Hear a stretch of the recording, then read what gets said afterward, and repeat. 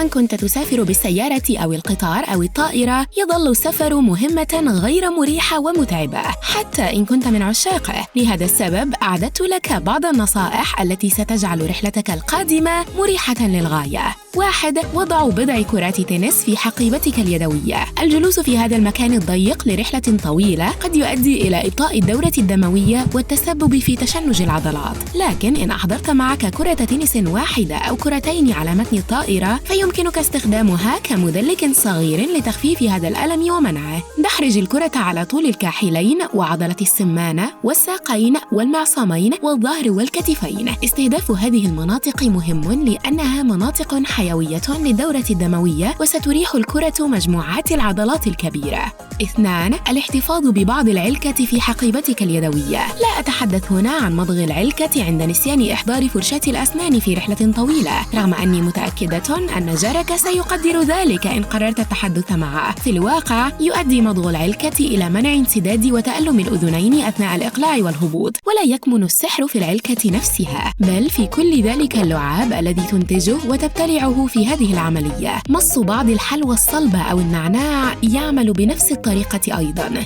3. أيضاً غطاء وسادة. حسناً، ماذا لو تأخرت رحلتك كثيراً؟ في حال وجود غطاء وسادة في حقيبة يدك يمكنك حشوها ببعض الملابس وأصبح لديك وسادة فورية. الآن يمكنك أخذ قيلولة أثناء الانتظار، أو صحيح، إليك نصيحة إضافية: يجب أن يكون لديك دائماً لبس إضافي واحد على الأقل مع جوارب وملابس داخلية في حقيبتك اليدوية، ستقدر وجوده معك في حال ضياع أمتعتك.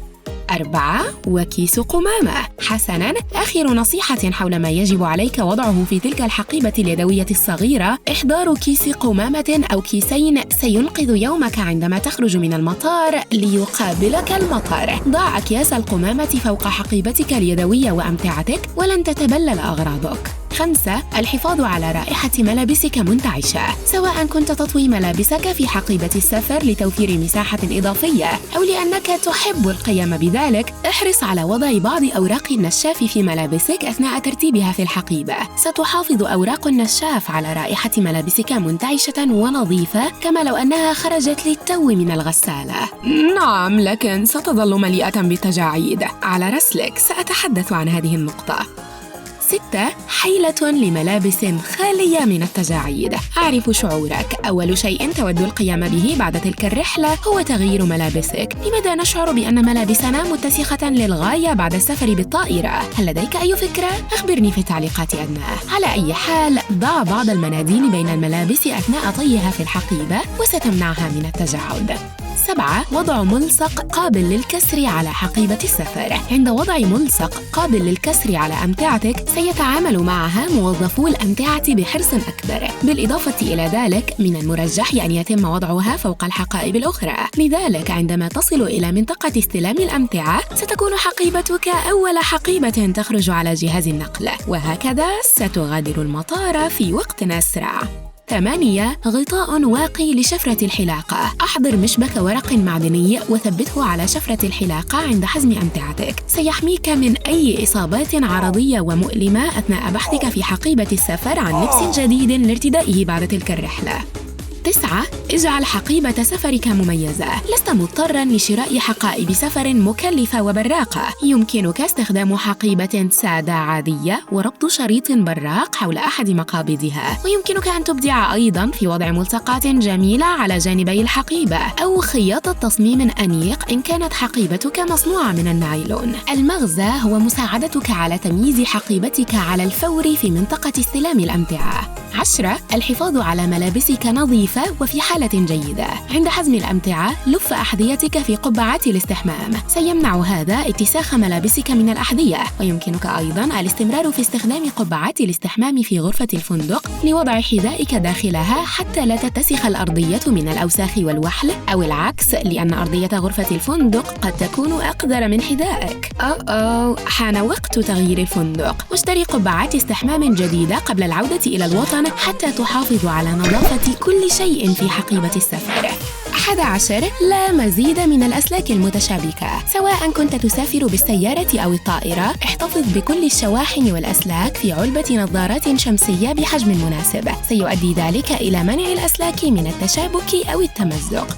12. تنظيم المجوهرات أثناء السفر. هل تعرف علب الأدوية ذات الحاويات الصغيرة لكل يوم من أيام الأسبوع؟ يمكن استخدامها أيضاً لتخزين وتنظيم المجوهرات أو أي أغراض صغيرة أخرى أثناء السفر. الحفاظ على الأقراط والسلاسل أو القلادات منفصلة في حاويات صغيرة سيمنعها من الضياع أو التشابك، لكن حاول ألا تحضر الكثير من المجوهرات الغالية في رحلتك، فهناك دائماً خطر ضياع المقتنيات الثمينة أو تعرضها للسرقة.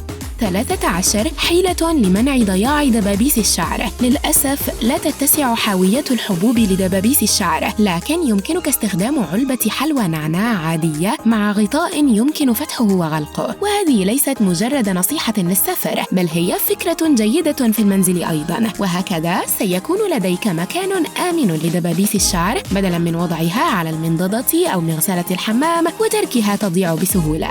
14. الحفاظ على ياقة القميص مرتبة. هل لديك اجتماع عمل أو عشاء مخطط له عند وصولك؟ حافظ على ياقة قميصك مرتبة من خلال ربطها بحزام. والآن لن تضطر إلى إضاعة وقتك في البحث عن حزامك، فهو معلق على قميصك. عصفوران بحجر واحد. 15. دعم ظهرك في الرحلة. تقوم معظم شركات الطيران بتزويد ركاب رحلاتها بوسادة وبطانية حتى يتمكنوا من أخذ قيلولة أثناء الرحلة. خذ تلك الوسائد الصغيرة وضعها خلف أسفل ظهرك. ستتفاجأ من مقدار الدعم الذي ستقدمه لك، لكن لا تنسى وضع وسادة للرقبة أيضاً. 16. حجز رحلة في وقت مبكر أو متأخر للغاية. لا يطيق معظم الناس الاستيقاظ مبكراً أو السهر حتى وقت متأخر، لذلك تكون هذه الرحلات أرخص في الغالب. إن حجزت رحلة مبكرة فيمكنك الوصول إلى وجهتك مبكراً والاستفادة القصوى من أيام إجازتك. أما إن حجزت رحلة في وقت متأخر من الليل فسيكون لديك الكثير من الوقت للتخطيط خلال اليوم والوصول إلى المطار في الوقت المحدد، وفي كلتا الحالتين ستوفر وقتك ومالك.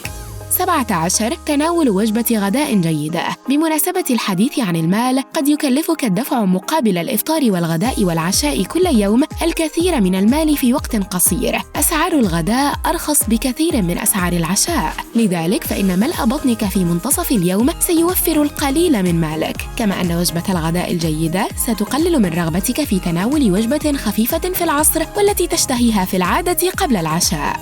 18. مساعدة جسمك في التعامل مع إرهاق السفر. إن كنت ستسافر إلى منطقة بتوقيت زمني مختلف عن مدينتك، فابدأ في تغيير نمط نومك في اليوم السابق للرحلة. قد يعني هذا البقاء مستيقظاً لوقت متأخر أو الخلود إلى النوم في وقت مبكر، ولكن سيساعد في النهاية على التعامل مع إرهاق السفر. بالإضافة إلى ذلك، عندما تصل إلى وجهتك لا تستسلم للإرهاق. أخذ غفوة عند وصولك إلى الفندق سيعبث بساعتك الداخلية بشكل أكبر. حاول مواصلة يومك كما تفعل في العادة أو كما خططت له. 19. إحضار قارورة ماء فارغة معك. آسفة، لقد نسيت غرضاً آخر يجب عليك وضعه في حقيبتك اليدوية الممتلئة أصلاً. تأكد من وجود قارورة ماء فارغة هناك، وبهذه الطريقة ستتجاوز الفحص الأمني دون أي مشكلة. ثم يمكنك ملء القارورة بالماء في المطار. تحتوي معظم المطارات على نوافير، وهكذا ستوفر بعض المال. وستحتاج إلى الماء على متن الطائرة، لذا إليك نصيحتي الأخيرة. 20. شرب الماء. يميل الهواء داخل مقصورة الطائرة إلى أن يكون جافاً للغاية. اشرب الكثير من الماء أو أي مشروب آخر يحتوي على الإلكتروليتات لمنع الجفاف. يساعد إبقاء الجسم رطباً على علاج إرهاق السفر أيضاً، ويمنع الصداع وتشنج العضلات. قد تبدو القهوة والشاي والمشروبات الغازية والعصائر السكرية مغرية عندما تحضرها مضيفة الطائرة، لكن جسمك يحتاج بشدة إلى الماء فقط عندما تكون في تلك المقصورة. رحلة سعيدة، وتذكر ألا تأكل الكثير من الفاصوليا قبل أي رحلة طويلة المدى. هذه نصيحتي الشخصية. وفي الختام، إن تعلمت شيئاً جديداً اليوم فامنح هذا الفيديو إعجاباً وشاركه مع صديق. وإليك بعض مقاطع الفيديو الممتعة. انقر فقط على الفيديو الأيسر أو الأيمن وابقى على الجانب المشرق من الحياة.